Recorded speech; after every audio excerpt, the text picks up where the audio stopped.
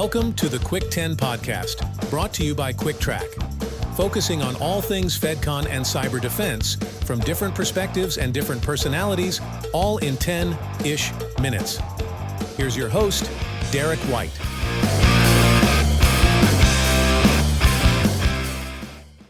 All right, welcome back to another episode of the Quick 10 podcast. I'm your host, Derek White, CPO, co-founder of Cuick, and today, very special guest is Karen Wise, network and system architect for the MVP Enclave and NIST 171 compliance program at Wise Technical Innovations, as well as assessor, implementer, and instructor for CMMC. So, all the things and all the stuff.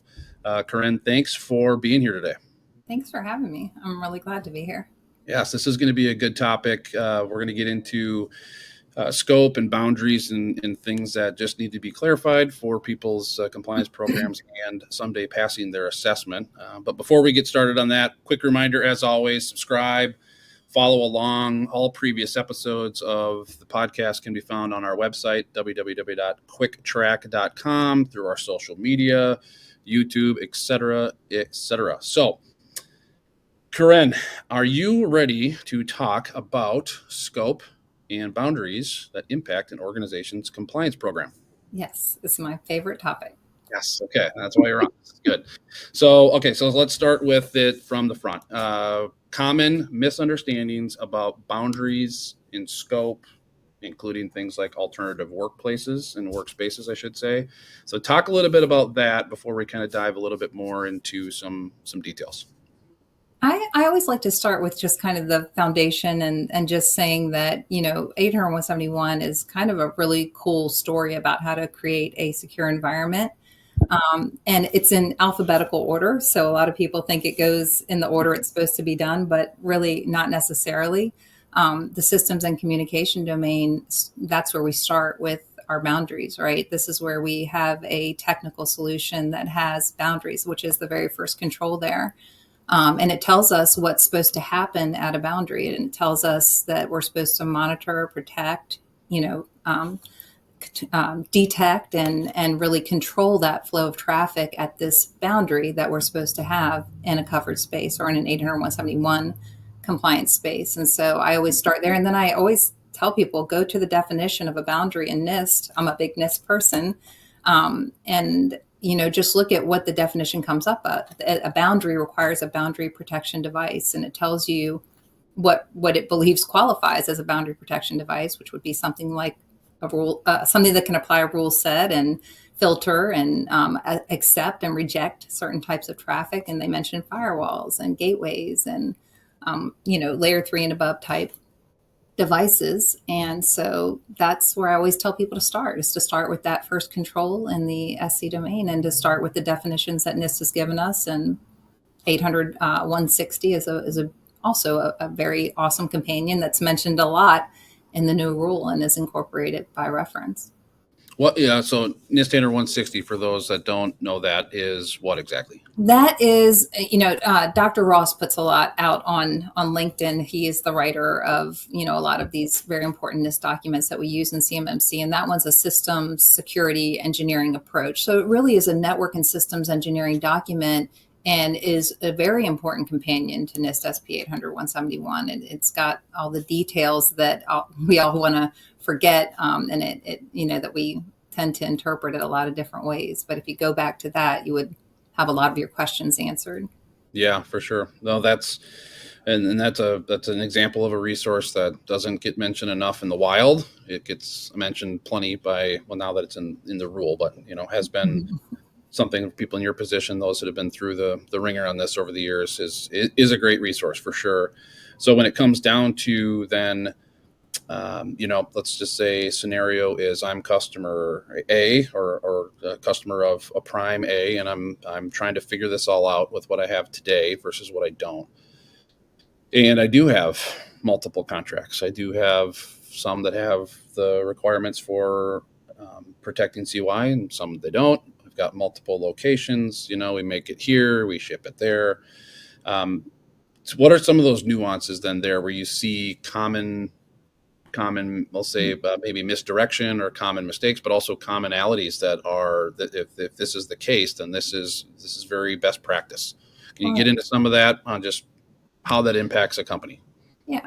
So, I mean, our scope can't just be what we want it to be. It really is governed by our CUI flows. And I mean, step one is always going to be to capture all the contracts that you have that are, part of this assessment boundary, and the CUI related to those contracts, and then really understanding fully your flows. And so, every unique flow must be captured. If you're doing the same thing 100 times, then you only need to depict that one time and represent it. But that is an important flow. So if you get it from a source, then you ingest it into a system, and then maybe you have to share it, or maybe you don't.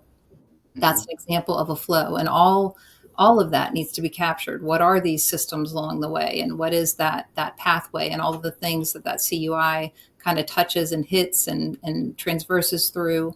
And when you do that for all of the flows, and you can't miss one, or you really will not be able to accurately capture your scope. So once you have all those flows captured and you understand them, that's the start. And that can actually be the hardest part, right? I mean, I'm sure you've dealt with where we go to a customer and they just aren't sure, number one, whether it is or isn't CUI.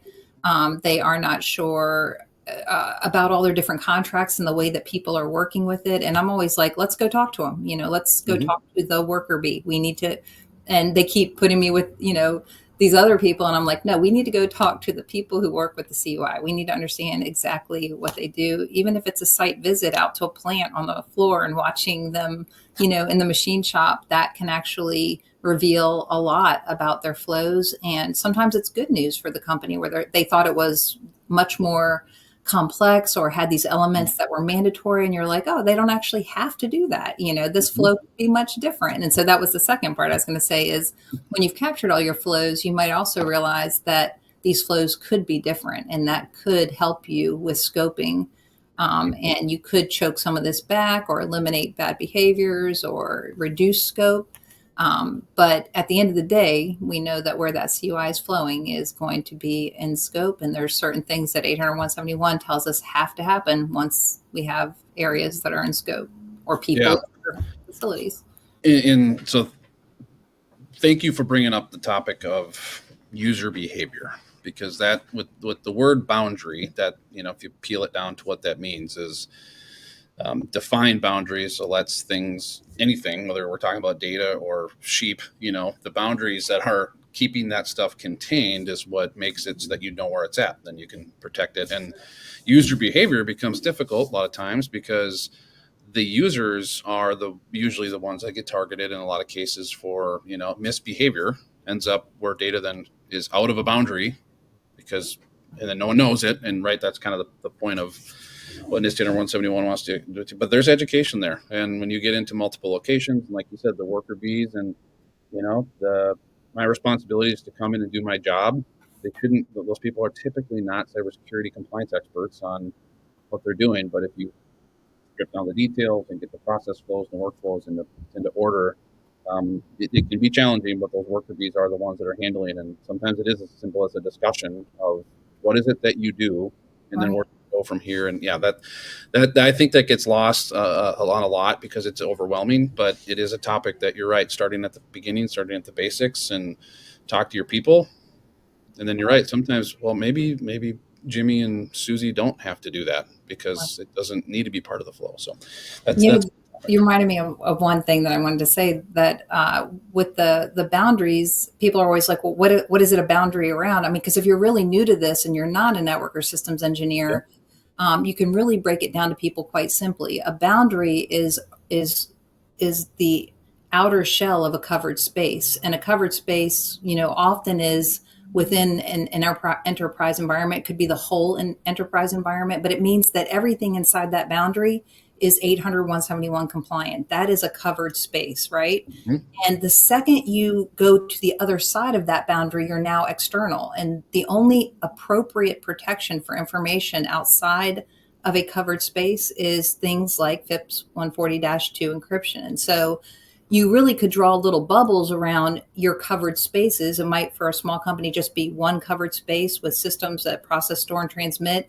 And if they have to receive or transmit, the second it's on the other side of their boundary protection device, it is now external to that space. Yep. And this is where our other controls kick in that we learned that have to be done when information goes external. And then it might transverse to a different compliance space. Maybe that space is FedRAMP, box.com or something, but you can't, we talked about this previously. You can't just leave that alone. You got to make sure that that is also a compliant and boundaried space. And every once in a while, and I think, I've heard really smart people like, Ryan Bonner and Jeff Baldwin, it is possible to have a tiny, tiny covered space, like a system could be a covered space, but you don't get to ignore all of 80171.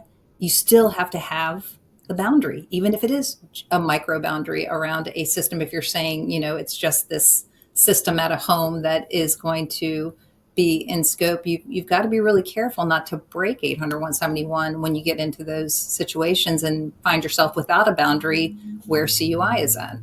Yep, that's well said. We, sometimes in just joking manner, we use the analogy of, sometimes think about how you move around an inmate from prison to prison. Like, you have to think about it that way sometimes, where you can't just not know where stuff's at, because that's failure number one. Is going to be, explain this to me, show this to me. And well, I don't know. But if you think about how much time and effort that goes into moving around something that's sensitive and important, it's all the planning beforehand and understanding beforehand, and then the procedures to be followed, than it is to fix it on the fly. So that's a good transition into my next question, is getting technical. So getting technical on some of the stuff that can help with boundaries and help with systems. And like you said, I like the covered spaces.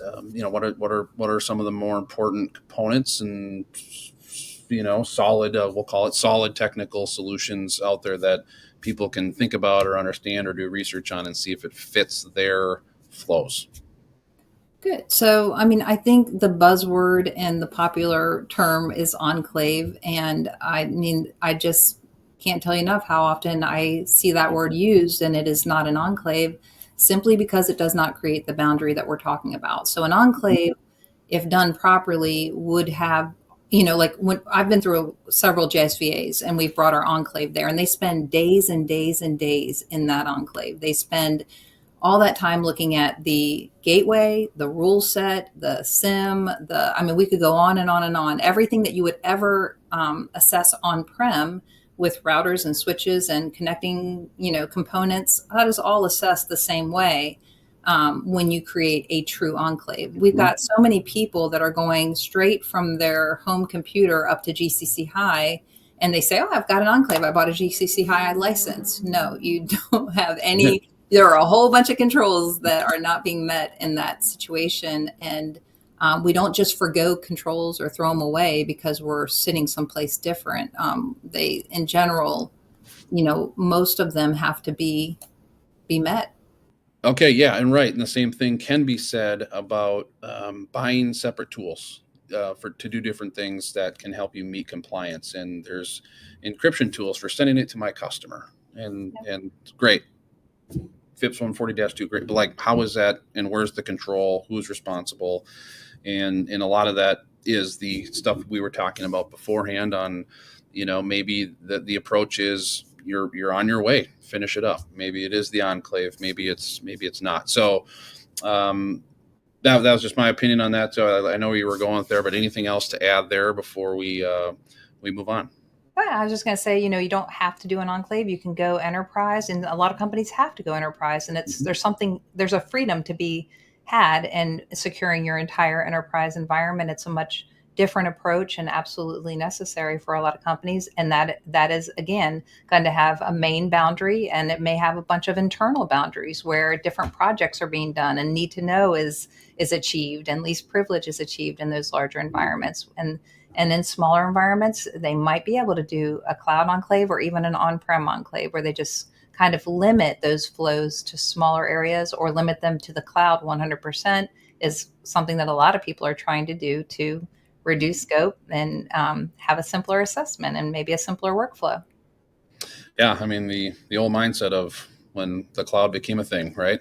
Well, Yes. it's not my infrastructure anymore, so it'll be fine. And those days are not the same as they used to be. So that stuff's all very, very important. So thank you again for this topic. There's plenty more here. So if this is making your eyebrows go up or making you sweat or making you excited, then this is why Corinne's on. This is why we had you on. It's a topic that we're all very specialized in, so it's great. But we want to help, right? The goal is to get people to make it, and we don't want people to be stumbling along the way. So to find more from you, and please correct me if I'm wrong here, but website for you, www.wtinetworks.com. Yes. Correct, right? Yep. And then I will tell everybody right now, follow Corinne on and her company on LinkedIn. It is a great space for these topics. I told you this before we started this. Is there's ways to help and clarify and be specific and professional, and then there's ways not to, and you do a great job of explaining that, and that's what matters. So can't recommend that enough. And for all, again, same thing as before, these will be available on YouTube if you want to watch. They'll be available on your favorite podcast platform if you want to listen to this one and others. We will definitely have every guest that we've had on for the first, 11, 12 episodes on again, because all of these topics will go through evolvement. But now that the CMMC rule is here and there's more to come, this is the time to get into the details of what matters most. So thank you, Corinne. Thanks for all you do. I really enjoy your contributions and watching these. Yeah, this is fun. And thanks for being on again. And we'll stay in touch, and we'll have you back on again, and we'll see where it goes. Awesome. All right. Take care. Bye. Thank you for listening to this episode, and make sure to subscribe to the Cuick 10 podcast wherever you get your podcasts, and check us out on YouTube as well. For more information about Cuick Track, visit our website at www.cuicktrack.com. That's CuickTrac.com.